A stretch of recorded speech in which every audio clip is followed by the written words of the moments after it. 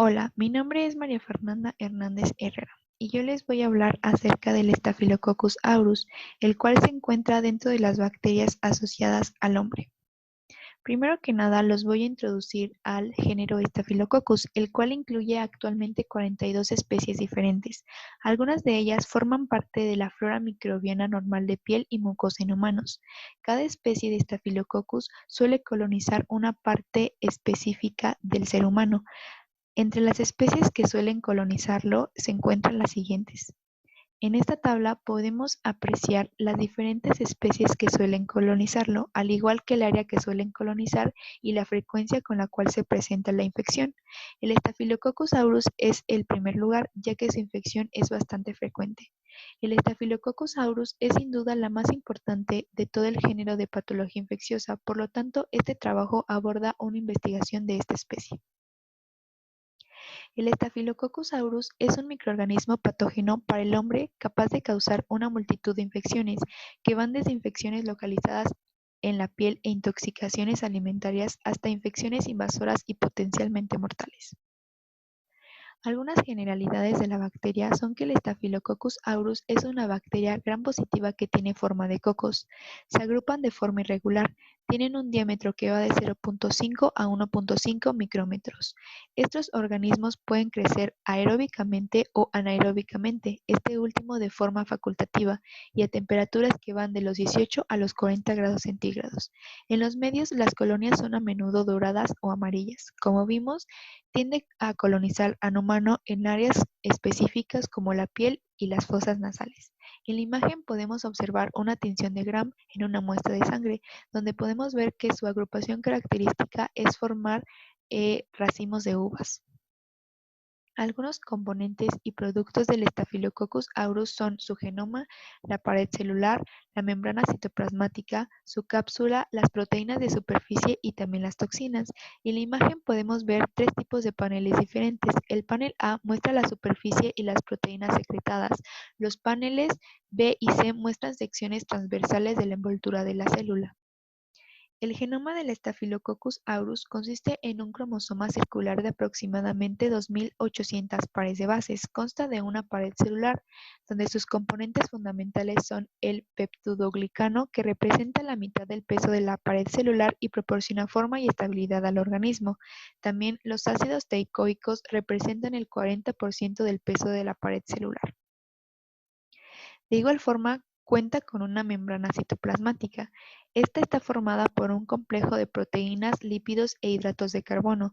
Tiene la función de ser una barrera osmótica para la célula.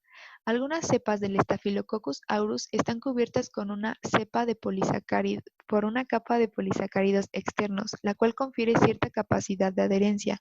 A esto llamamos cápsula.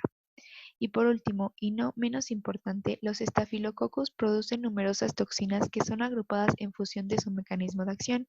Podemos encontrar citotoxinas, toxina exfoliativa, enterotoxinas y toxina del síndrome del choque tóxico. Hay que recordar que las enterotoxinas son bastante importantes en el área de alimentos.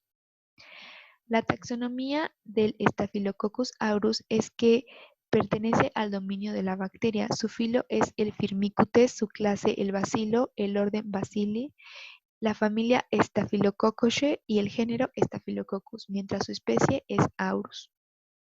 Algunas fuentes de aislamiento son las fosas nasales, las heridas infectadas o quemaduras, el tracto gastrointestinal, la secreción corporal.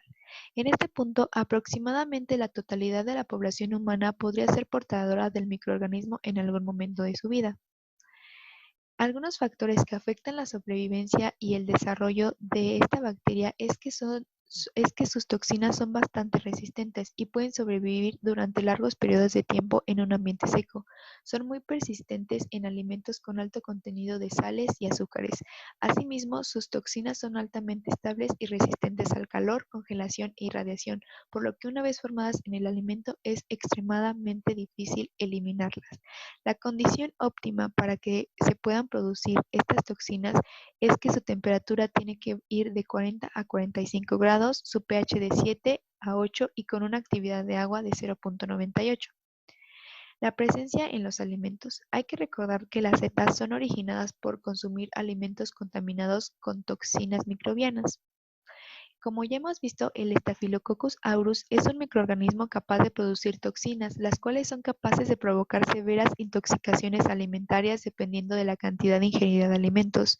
Las toxinas se pueden transmitir a las personas a través del consumo de alimentos contaminados por faltas de higiene, inadecuadas prácticas de cocinado y conservación. Algunos alimentos que se ven implicados son los huevos y productos derivados, las ensaladas, los sándwiches, conservas de pescado, carne y verduras.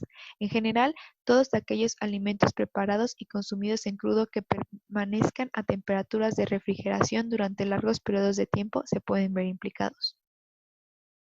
Cuando el Staphylococcus aureus se ha introducido en los alimentos a través de manos contaminadas, estos deben de permanecer a temperatura ambiente o más elevada para que los microorganismos crezcan y puedan liberar la toxina. Los alimentos contaminados no presentan ningún sabor desagradable. Algún padecimiento es la intoxicación. Las enterotoxinas son la causa frecuente de un número elevado de brotes de intoxicación alimentaria.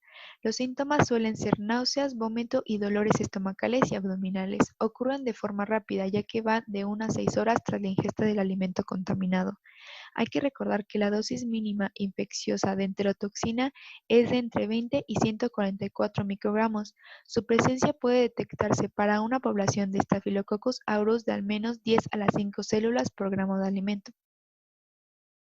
Es importante destacar que la aparición de un brote no se debe a un factor aislado, es decir, no se da de la nada, sino que se debe a una cadena de anomalías, como puede ser tratamiento térmico incorrecto, exposición prolongada de los alimentos preparados a temperatura ambiente, deficiente procesos de refrigeración, contaminación de las manos de los manipuladores de los alimentos y también limpieza insuficiente de los equipos u utensilios. También se pueden dar otros padecimientos un poco más graves como infecciones del sistema nervioso central, infecciones del tracto urinario y también del respiratorio, así como un síndrome de choque tóxico. También se pueden dar infecciones en la piel y tejidos blandos. Se caracteriza por la formación de vesículas pustulosas, las cuales comienzan en los folículos pilosos propagándose a tejidos vecinos. Un brote se dio el 27 de noviembre del 2008, donde ocurrió una intoxicación alimentaria asociada al consumo de salpicón de ave en un jardín de niños. Esto se dio en Buenos Aires, Argentina, donde 37 niños y 10 adultos presentaron síntomas de gastroenteritis. Se pudo aislar Staphylococcus del alimento involucrado. Se utilizaron 4/5 de muestra de materia fecal de los pacientes y 3/5 de manipuladores. A uno su muestra se le sacó de la nariz y a otro de la mano. Se encontró que había enterotoxinas en el alimento gracias a una PCR y se dio porque no hubo una buena temperatura durante el cocinado.